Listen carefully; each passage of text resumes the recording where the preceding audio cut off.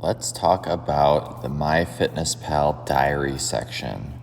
So on the tabs on the bottom, you'll see the dashboard. You'll click over to the diary section and you'll see something that looks like this. So over the top, you'll see calories remaining. That's the default setting. What I prefer is if you do have premium, so if you have just the free version, this will be the default. But if you do have premium, macronutrient focused, and it shows you not only how many calories remaining, but how many nutrients or macronutrients remaining. So either way, you'll pick your setup, and then below, as you go throughout the day, you'll add your breakfast, lunch, dinner, and any snacks you have. You can see in the exercise section that it automatically adjusts or takes into account your iPhone or other wearable device for the movement you're getting during the day. And then you can see there's a section to add water. So we're going to go through a few examples just so you're comfortable with using MyFitnessPal. And one thing before we dive into adding food, just know that it takes several weeks to even several months to fully get used to logging food correctly. So we'll go to add food, and for breakfast, let's just say that we had an egg scramble.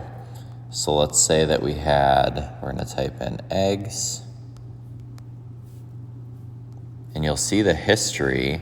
So as you go through time, you'll have a history section built up. But let's say you're brand new and you don't have that yet. So you'll select eggs and you'll select what size eggs you have. In this case, we had large. You'll click on it.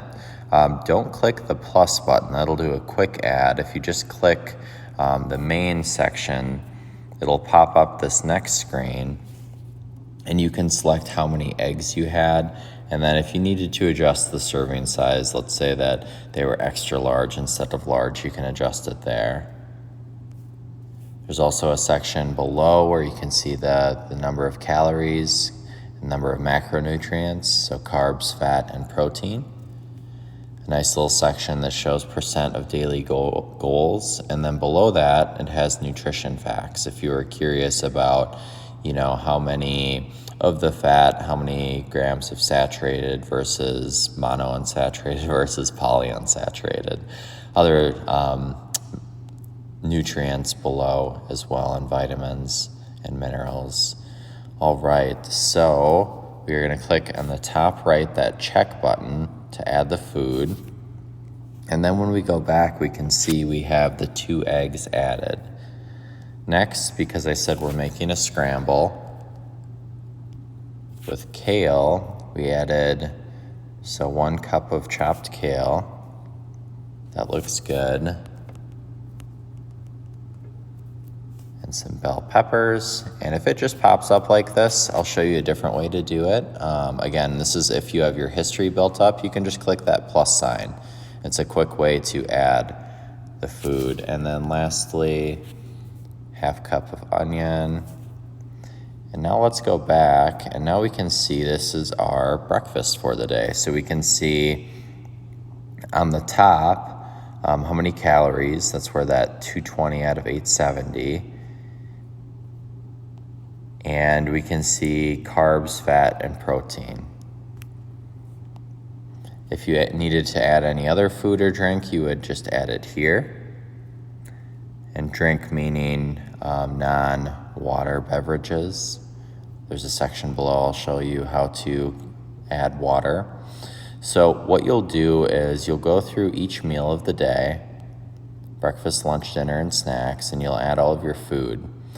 Most of the time it's easier to add, just take a minute or two after you're done eating or even before to add your food, because sometimes it can be hard to remember at the end of the day and know all of the details of what you ate. So my recommendation is always to log as you go, or even pre-plan your day ahead and log it. And then if there are any deviations from that plan, then you can go and change it. So a couple of options there. Then we have the add exercise section. So you can add cardio. This is great if you went on like a walk or a bike ride, anything like that that's cardio related. You can add that there. So let's say that I went on a hike. And sometimes one thing to note, you might have to be creative in typing it in. So you can see I searched for hike, that didn't show up. But when I searched for hiking, that showed up. So we did hiking cross country and we did about 45 minutes. So we're gonna click add. One thing to note that I would be very surprised if we did use 363 calories during this. And so just note, I've sometimes seen discrepancies between the reality of how many calories you're expending and what's on the app. So I would estimate that we probably use between 150 to 200 calories, again, just roughly. So 363 might be a little bit high there. So one thing to take into account there. Then we can add different strength exercises. So if we did, let's say some push-ups or some squats, these are just single exercises that you can add. And then we have workout routines. So you can explore different routines by clicking these tabs on the top, or you can build your own routine. And to do that, you would just name your routine and then go through and you would add different exercises. We'll have a video on this to go into this in more detail. And lastly, we have the add water section. So my recommendation for this section is, first, if you don't have one, grab a go-to water bottle you can bring with you anywhere. My recommendation would be 32 ounces. And then you'll see every time you drink one of those 32-ounce water bottle, you just click plus 32 in the check button, and it'll automatically add the amount of water here. Now, let's say that you logged for a whole day. It's not necessary to click complete diary. It'll automatically complete diary. You'll see a few tabs here on the bottom. I'm gonna shoot a separate video for the nutrition tab. I'll do a high level right now. This is where you can break down and look at your nutrition more specifically.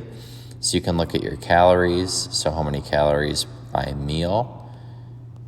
And you can see below there are premium features, so you can see foods that you've eaten that are highest in calories.